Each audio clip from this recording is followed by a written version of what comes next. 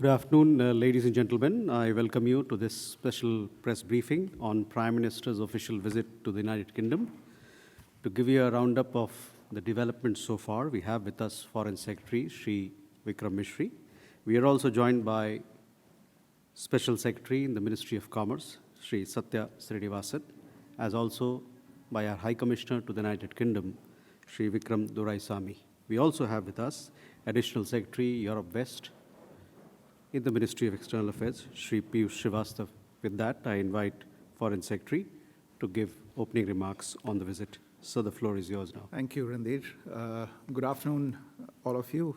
Thank you for joining us today for this briefing on Prime Minister Sri Narendra Modi's official visit to the United Kingdom at the invitation of Prime Minister Right Honourable Sir Keir Starmer. Prime Minister is accompanied by a high-level delegation comprising the External Affairs Minister, Dr. S. Jaishankar, the Commerce and Industries Minister, Sri Piyush Goyal, and National Security Advisor, Sri Ajit Doval, as well as an official and business delegation. Prime Minister landed in the UK yesterday and received a traditionally warm and festive welcome by representatives of the Indian community in the UK. Earlier this morning, Prime Minister was hosted by Prime Minister Starmer at the Chequers Estate, the official country residence of the Prime Minister of the UK. The two leaders spent nearly 3 hours together this morning, during which they held restricted and delegation-level talks, including over lunch. The two leaders had the opportunity to review the entire gamut of issues in the bilateral relationship and also to discuss regional and global issues of mutual interest. The Prime Minister is scheduled to call on His Majesty King Charles III at Sandringham Estate in a short while from now. At Chequers, as you would all be aware, the highlight and the headline really from this visit was the signing that Prime Minister Modi and Prime Minister Starmer oversaw of the historic India-UK Comprehensive Economic and Trade Agreement between the Commerce and Industries Minister, Sri Piyush Goyal, and the UK Secretary of State for Business and Trade, Mr. Jonathan Reynolds. This landmark agreement will significantly increase trade and investment and economic cooperation between the two countries by lowering tariffs in key sectors, including labor-intensive sectors in India like textiles, leather, footwear, agricultural products, marine products, sports products, toys, gems and jewelry, and others. Apart from trade and investment, it would also strengthen innovation and technology collaboration. The two sides have also agreed to negotiate a double contribution convention, which will enter into force along with the free trade agreement and will facilitate professionals and service providers on both sides and reduce the cost of doing business in both countries. Documents related to the agreement are available online, and you may wish to refer to them for further details about the Comprehensive Economic and Trade Agreement. In addition, the two leaders also engaged informally with leading CEOs of business enterprises of the two countries. These CEOs represented key and relevant sectors of the respective economies. They were from the fields of health and pharmaceuticals, gems and jewelry, automobiles, energy, manufacturing, telecom, technology, IT, ITES, logistics, textiles, and financial services. All the business leaders expressed great satisfaction at the conclusion of the free trade agreement, which they were confident would unlock several opportunities for businesses in both countries and lead to greater economic collaboration between them.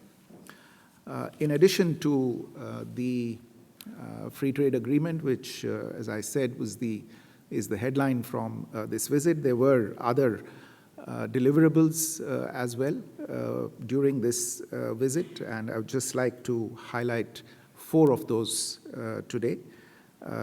In order to infuse higher ambition and renewed momentum into the comprehensive strategic partnership between the UK and India, both leaders today adopted the India-UK Vision 2035 document, which will steer the relationship for the next 10 years with a focused and time-bound program of action and initiatives in key pillars of bilateral action between the 2 countries, such as economy and growth, technology and innovation, defense and security, climate action and clean energy, education, and people-to-people ties. The India-UK Vision 2035 will also be available online, and I encourage you to refer to the document for details. Second, both leaders welcomed today the adoption of the Defense Industrial Roadmap, which will open up enormous opportunities for joint collaboration for defense industries of both sides. Third, just this morning, a memorandum of understanding was signed between the Central Bureau of Investigation of India and the UK National Crime Agency. And fourthly and finally, both leaders also expressed great happiness at the increasing collaboration in new and emerging technologies between the 2 countries, particularly telecom, AI, and critical minerals. This is being steered under the Bilateral Technology Security Initiative, the TSI, which incidentally is having its first birthday today. It has completed 1 year. And a statement on the progress of the implementation of the TSI has also been issued by both sides today. The 2 leaders also discussed the deepening of partnership between India and the UK in the education sector, perhaps one of the most exciting sectors for cooperation in the coming years, and they welcomed the opening in India recently, just last week as a matter of fact, of the campus of the Southampton University in Gurugram. It's the first such foreign university campus to be opened in India under the new education policy of India. And at least 5 more UK universities are in the process of opening similar campuses in India. 2 leaders also acknowledged the valuable contribution of the dynamic Indian diaspora in the United Kingdom, which is a living bridge that connects both our countries. The leaders also had the opportunity to discuss at some length the menace of terrorism. Prime Minister Modi thanked Prime Minister Starmer for the strong support and solidarity extended by the United Kingdom to the people of India in the wake of the Pahalgam terror attack. Both leaders expressed a commitment to strengthen the global fight against terrorism. It was noted that extremism and radicalization pose a threat to both societies, and that there was need to further enhance bilateral collaboration and cooperation to deal with these scourges of terrorism, extremism, and radicalization.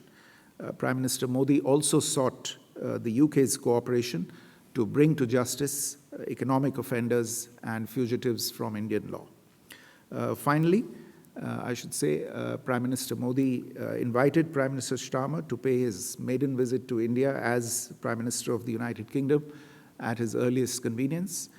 Prime Minister Starmer has accepted the invitation, and we will now work out the details bilaterally. I mentioned earlier Prime Minister's last engagement in a short while from now at Sandringham Estate. During this engagement, he will hand over to His Majesty the King a sapling as part of the tree plantation program that the Prime Minister has pioneered back home in India, Ek Ped Maa Ke Naam, Plant for Mother. This will be planted in Sandringham Estate during the planting season this autumn. You would have heard also the Prime Minister speak during the engagement with the media earlier this morning, and in their private conversation as well. The Prime Minister conveyed the condolences to the families of the victims of the Air India air crash recently. Many of them were UK nationals, and the Prime Minister expressed his condolences at the losses that had been suffered. Let me stop there. If there are any questions, I would be happy to answer those.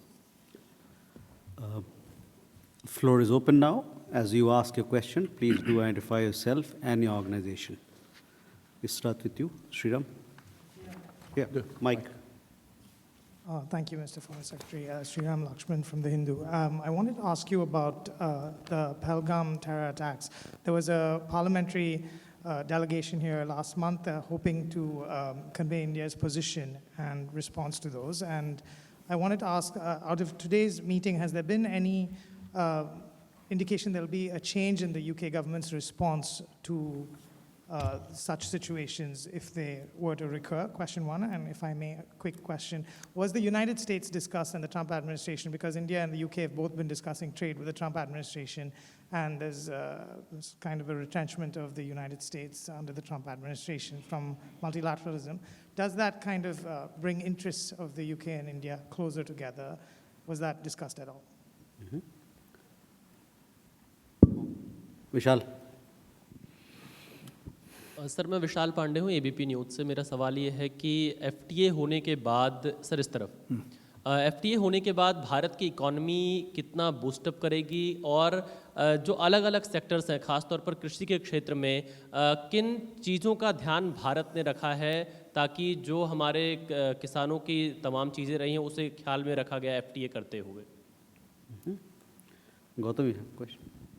Gautam from DD India. Just wanted to ask, in terms of congratulations first of all getting the FTA across the line, especially Mr. Srinivas, and to you itself. Just wanted to ask, in terms of what other spin-off benefits do you expect, out of this FTA once it comes into effect, where investments are concerned, people-to-people ties are concerned, overall business between the two countries is concerned? Mm-hmm. Please. Hi, I'm Rupanjana from Bhartaman and Asian Voice. How will India ensure the free trade agreement is delivering on its intended goals over the time? Will there be a joint review committee or any committees as such? Mm-hmm. Okay, please go ahead. Hello, Naomi Canton, Times of India. I'd like to know a bit more about the services sector in the free trade agreement. Which sectors the UK has now got access to and which sectors it hasn't? I understand possibly legal services is not part of it. And will you look at liberalising any future services sectors in the future after this FTA? And also, could you speak a bit about the agreement on tackling organised crime and illegal migration and this agreement between the NCA and the CBI? So we can take these questions. Well, I think 80% of the questions are on the FTA, so I will request Satya to answer those. Let me just respond to the first question and then get out of Satya's way. On Pahalgam, we saw a very firm response from the United Kingdom, a condemnation of terrorism. This remains an important subject of discussions between the two sides at all levels. As I mentioned, it was discussed between the Prime Ministers today as well. And I think there is a fair degree of identity of views on the importance of collaboration against what is a global scourge. And there is already close cooperation between India and the UK at multiple levels, the official levels, and between the concerned authorities on law enforcement authorities on the two sides as well. We expect that this will continue in coming times. With regard to discussions related to the United States, look, we are in the UK. We are discussing a free trade agreement between India and the United Kingdom. So you will understand if I say that the focus was on that, fair and square. Naturally, the overall environment globally of world trade was referred to. But on that front, what I would emphasize is that this underlines even more the significance of the India-UK FTA. For an agreement as significant as this to be achieved at this point in time is the really important message to take away from today's events. So that's what I would say on that issue. On this last point, the MOU that's been signed between the CBI and the National Crime Agency of the UK, it is intended to combat instances of corruption, of serious fraud, and organized crime. There has been some cooperation on that, and we are able to now institutionalize this cooperation.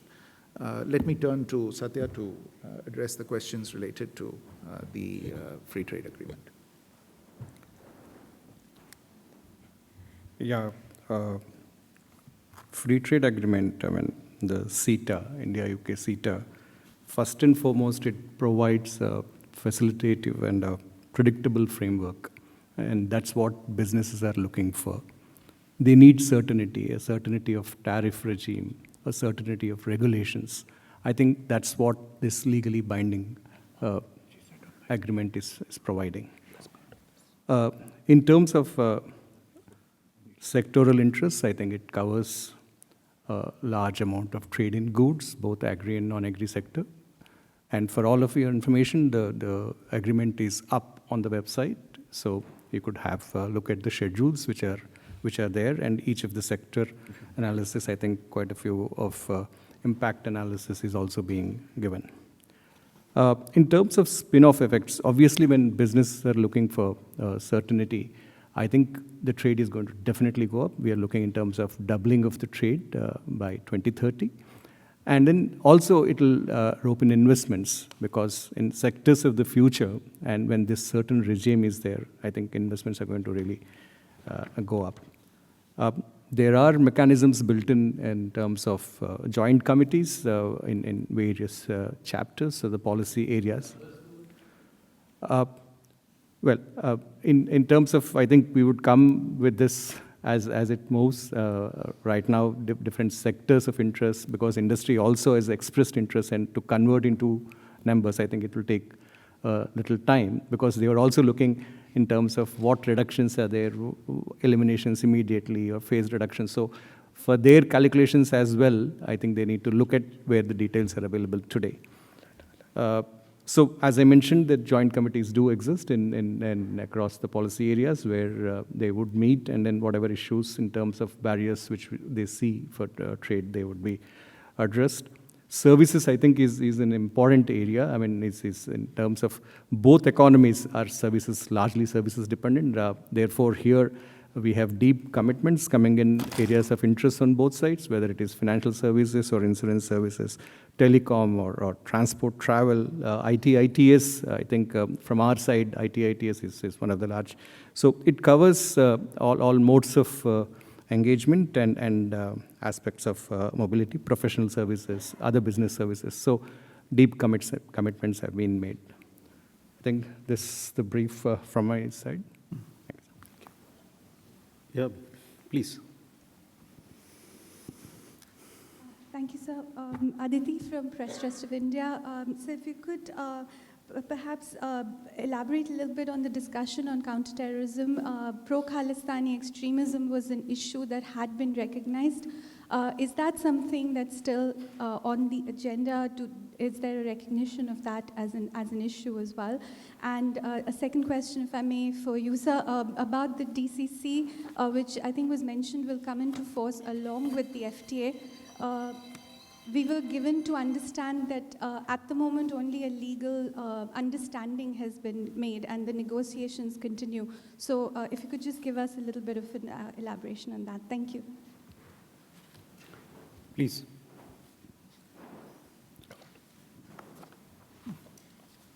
Hello, my name is Lavina Tandon from India Today and Aaj Tak. In the light of launching the ball between the swing and the miss and the straight bat metaphor, may I just ask, what was the response of Sir Keir Starmer, the Prime Minister, on the swift action on Khalistan issue or any such matters of law and order that caused disturbance in both the countries?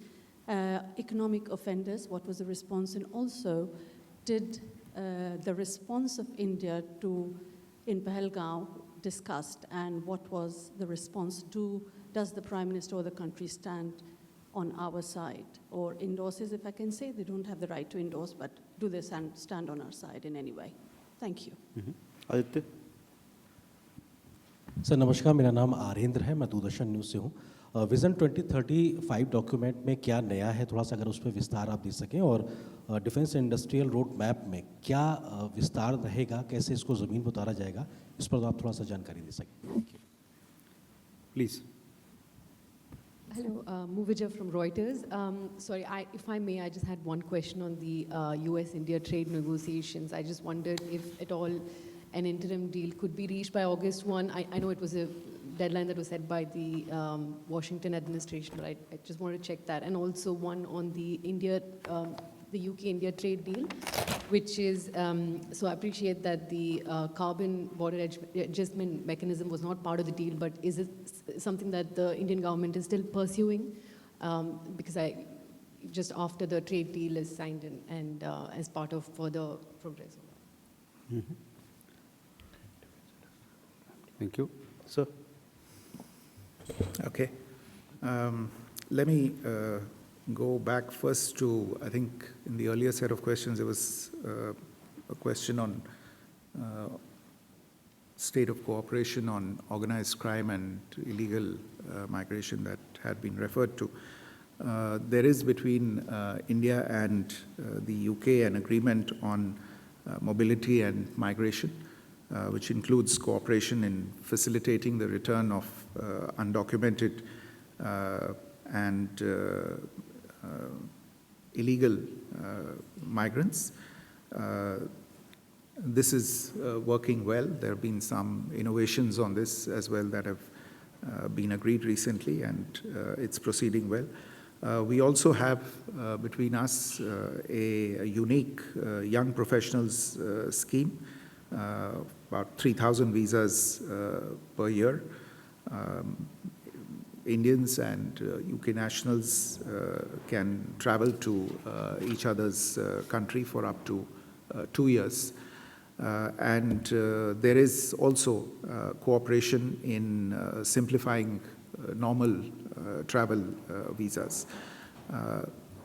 We have on every occasion that we've had for discussion with our UK counterparts emphasized that the government of India is clearly against illegal migration, and we have worked in the past and continue to work with our partners on this issue, including for the purpose of repatriating such illegal immigrants. At the same time, we both recognize that the exchange of human resources and access to talent and skilled human resources is an advantage for both economies, and encouraging and promoting that is in the interests of both countries. And some of the agreements and understandings that you see in the process of being reached are aimed precisely at that. On these questions related to the discussions today on extremists and on counterterrorism, as well as economic offenders, let me say with regard to the activities of extremists, we shared our thoughts and views. We've noted the fact that they are increasingly active, have in the past and continue to threaten the safety and security of our diplomatic missions and personnel, inciting violence against our leaders and against our diplomats. This issue was discussed, and we have engaged at several levels on these matters with our UK counterparts. And I would say that we have received cooperation as well on these matters, and including during this specific visit, we have received cooperation from our UK partners on addressing these issues. So I'm sure that this will continue in the future. On terrorism and on economic offenders, I've already mentioned that we've continued to bring our concerns to the attention of UK authorities. As far as economic offenders are concerned, we understand wherever there are legal processes to be entered or to be carried through, we expect that those legal processes will be taken to their conclusion in an expedited manner so that justice can be served. On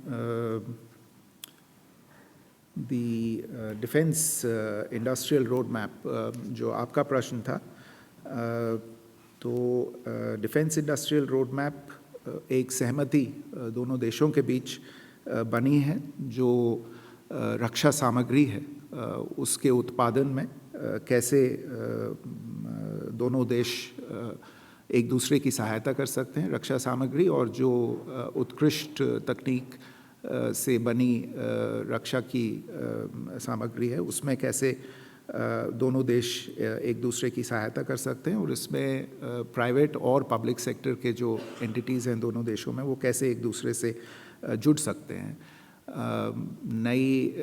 नए defence technologies और products के उत्पादन के लिए उनके design के लिए उनकी मार्केटिंग और उनके डिस्ट्रीब्यूशन के लिए एक दूसरे के लिए ही नहीं लेकिन पूरे विश्व भर में कैसे उसको उस पर काम किया जा सकता है और इस रोड मैप से दोनों देशों के बीच जो अभी तक काम चल रहा है उसको और बढ़ावा मिलेगा और जो एक तरह से इंस्टीट्यूशनल लिंक्स हैं दोनों देशों के बीच वो आगे बढ़ाए जाएंगे on Vision 2035 as well. Vision 2035 is really built around 4 or 5 major pillars, and then there are a lot of activities that have been planned under that. It's in the areas of economy and trade, technology and innovation,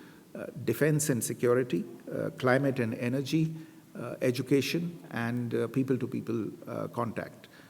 Several of these subjects were discussed extensively between the two prime ministers today during their restricted talks as well as during lunch as well. For instance, there was a discussion on possible cooperation in the field of space, on startups, in the emerging technologies area, a discussion on AI and telecom. How that could be taken forward. There was a discussion on the priorities that both sides had on technology and innovation and what both countries were doing in their respective areas on this. On climate and clean energy as well, the kinds of things that were underway. Prime Minister spoke about the fact that some of our renewable energy goals that were set for 2030 had been achieved 5 or 6 years ahead of schedule. Both leaders spoke about the green energy projects that are underway in their respective countries. So this was, in a sense, a curtain raiser for the kinds of things that will be progressed under the Vision 2035 document. On the US-India trade deal, I have mentioned earlier, we are discussing that under a different vertical. All I can say is that our engagement is underway, the contacts are underway. and we'll see how that goes. So, Yeah, with regard to DCC double contribution convention, we have arrived at an understanding. That is, the convention would come into effect along with the FTA coming into force. So both would be together implemented. Two, that the exemption period on which this contribution would be exempted is for a period of 3 years. And we also have agreed upon electronic exchange of certification for enabling this. So all the key elements stand, cleared, or clear understanding has emerged on it. And the rest of the part in terms of in the coming year, we would have the text that will be ready, and by the time CETA is ratified, this would be in place. In terms of CBAM, you're aware of a position on CBAM, wherein it is still not in place in UK, it will come in the future. But if we see that it does have an adverse effect, there are enough measures which would be taken, and as and when it comes into play and then we see an adverse effect, we would have appropriate measures to address those concerns. thank you, sir. With that, ladies and gentlemen, we come to the close of this press briefing. Thank you very much for your presence.